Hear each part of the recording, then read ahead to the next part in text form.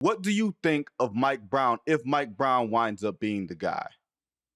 Look, Mike Brown's been a good coach. I think you look at the turnaround in Sacramento, and it starts with him kind of getting those guys together. They defended well, but he had a nice little offensive system kind of going, and Mhm, that's mhm. what you're hoping for in New York with all that stuff.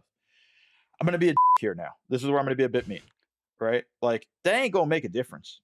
Like I didn't think they should have fired Thibodeau.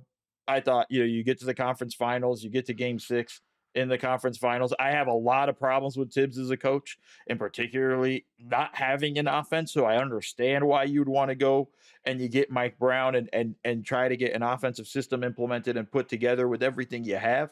But at the end of the day, like I just don't see that like him fixing the problems that were hurting the Knicks.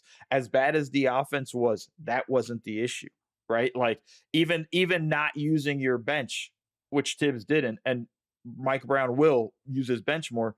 Do we really need more campaign? Like this is really like the guy. Like I get it. Delon Wright, Landry Shamet. They should have gotten more minutes. He didn't play them till towards the end of that series against Right, Indiana.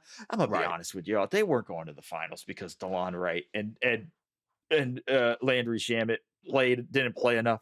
They weren't going to the finals because, and Vin, you said this in the beginning.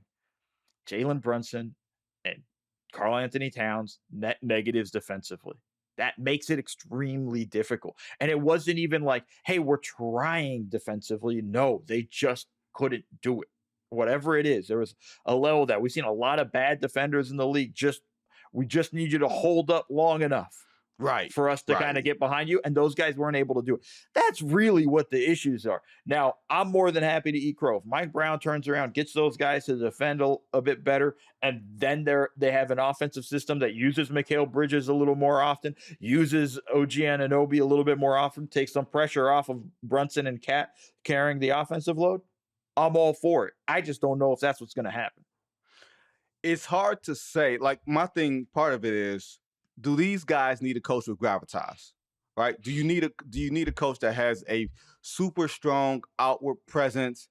And if it does, because Leon Rose doesn't talk, he's like Groundhog Day, except we Mm. never see his shadow. Like Leon Rose never comes out in public. James Dolan doesn't like the public. The coach is going to have to be the person taking all the bullets for the entire organization. Is Mike Brown or anybody else built for that? In addition to being able to coach a basketball team with players who seem to be very headstrong and need maybe a little bit of a arrangement adjustment, because Carl Towns and Jalen Brunson didn't have the best on-floor chemistry. And if you're going to work, not only is that defense going to have to show up, offensively is going to have to show up between those two players working in tandem.